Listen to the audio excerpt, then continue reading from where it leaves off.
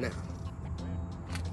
this is a controversial topic coming from a Detroit Lions fan. I like Detroit, but I have one person that I like that's not a Bear. That's not a Lion, and that's Justin Fields. This is LWX here. Today we are talking about football. And with said football topic, we are here to talk about the one and only Justin Fields and the Bears, ladies and gentlemen. You know, we have a lot to discuss in said regard. Because Justin Fields, to me, I feel like it's his and the organization fault. Because in this predicament that we are in, they are now currently 0-4 after choking a 21 lead to Denver and Russell Wilson and Sean Payton. If you're a Bears fan, I feel so bad for you in this worst season of your lives. It's looking like a pace of 0-16, my friends. I feel bad for the Bears fans that potentially not might watch this. Lions, we eating. We looking phenomenal. We looking great. But if you're a Bears fan, I'm sorry to break it to you. It's your coaching, in my opinion. Because I look at it. You have a promising quarterback. A great quarterback, actually. Justin Fields. Me personally, he can actually do great things. I feel like he just needs to go to a different team. Yeah, he misses a lot of reads, in my opinion. But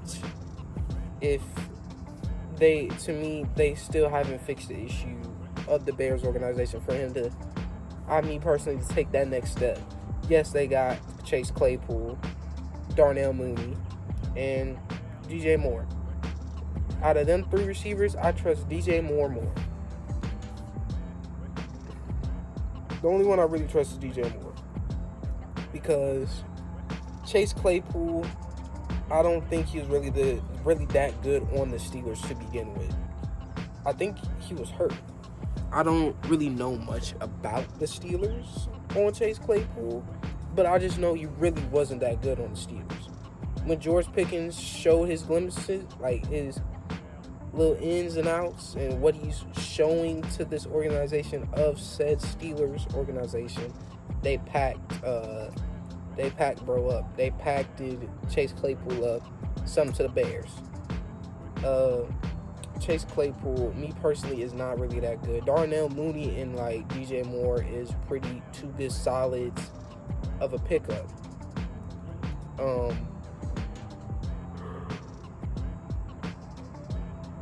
With people going to the Bears, and most careers die going to the Bears, but with this one, this is kind of special because most of their core is young. But looking at said Bears, the coaching is terrible. I don't know when y'all got this coach, because I'm kind of fresh into the football, but I don't know when y'all got this coach, but he is pretty terrible. While looking at some Bears games, looking at Red Zone and the glimpses they show with the Bears and Chiefs and the Bears and all the people that they have faced so far, the play calling is very lackluster. Last year we have seen Justin Fields make multiple plays, but with his feet, because as we can see from the viewer's perspective, their O-line is pretty terrible. And their wide receivers was lackluster. Everybody was telling the Bears, hey, get them weapons, fix that O-line. Weapons, O-line, weapons, O-line, weapons, and O-line. Well, with that, they went and got DJ Moore. They went and got DJ Moore. And Chase Claypool and Darnell Mooney. Well, Darnell Mooney was already up there, but they got Claypool and DJ Moore. When I seen it, I was like, they actually got him weapons. He might actually make a step forward. I'm not going to expect them to make the playoffs or anything, but I'm going to expect a big leap from Justin Fields. While I'm looking at Justin Fields, I feel like they told him with this play call to stop running out the pocket as much, because while I was watching these games of said Bears, he's not running out the pocket as usually as he do. With Fields, he needs his legs to make plays, and that's how Fields is used. With this, they're running more screens, more of them wide receiver blockage type of plays, and they're trying to run the ball more instead of trying to show off Justin Fields' arm talent, which is very sad in looking at this young prospect we have here of Justin Fields. Now, when I look at Justin Fields, I don't necessarily say he's not wrong in this scenario. When I look at said footage of Fields, he do miss a lot of reads. I'm not going to say he's the perfect quarterback. He misses a lot of reads that he should be making, and he should take a leap forward. But with Justin Fields, I feel like it's still the organization fault, because they still didn't have to set him. They still haven't set him up for succeed. As we can see, they have not made no moves on no O-lineman this entire season, said off season. Their defense is still terrible. They let up a lot of points, and I don't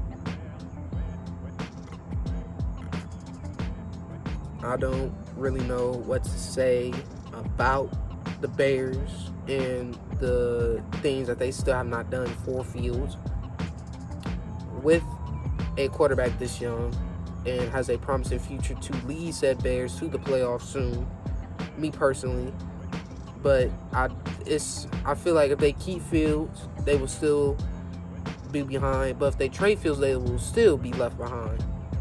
Because Fields, I think if he gets traded, they will still have the main issue. Well, who's the quarterback for the Bears? The Bears have not had no receiver over 1,000 yards. And their quarterback history is very terrible. Jay Cutler. He was good on the Bengals. He was decent on the Bengals. But when he went to the Bears, he was god-awful.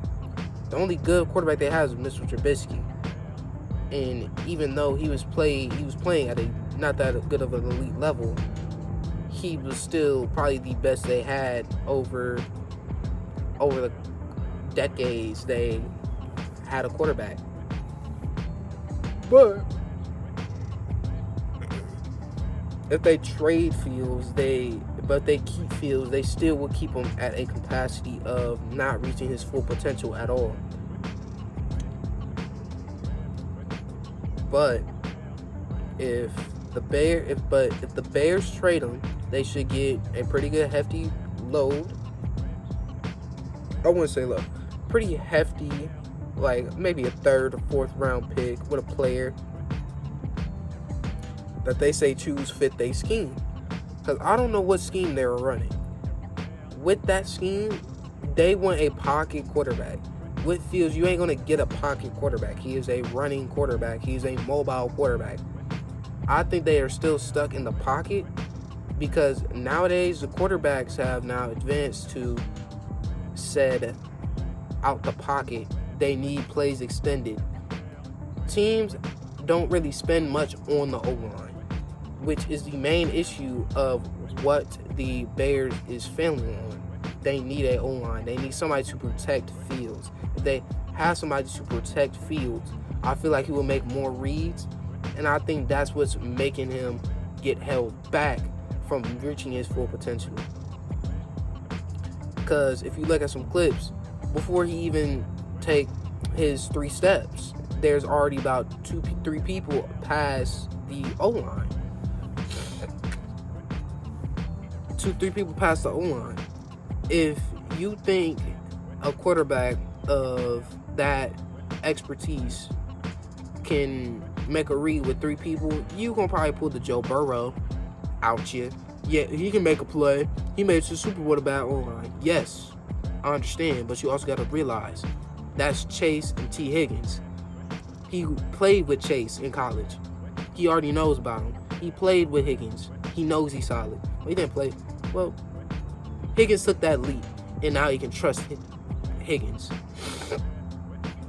With Justin Fields in this regard, he can't take that step forward because with this O-line being that terrible, then he doesn't have a backbone, which is the defense, to get him back on said field and make stops. So, in my regard, I say Fields is accountable for his mistakes, but the coaching that the Bears have in this organization today is not up to par of what they need now. I feel like they might need some new owners. They might need a new head coach. So they might need a whole new staff. But whatever the Bears is doing is not furthering Justin Fields at all. That is all I have to say about this topic about the Bears and Justin Fields. If you like me talking about sports on this set platform, if you don't like my points, if you like my points, please let me know. Like, comment, subscribe if you like these said videos, and I'll see you later. Who's going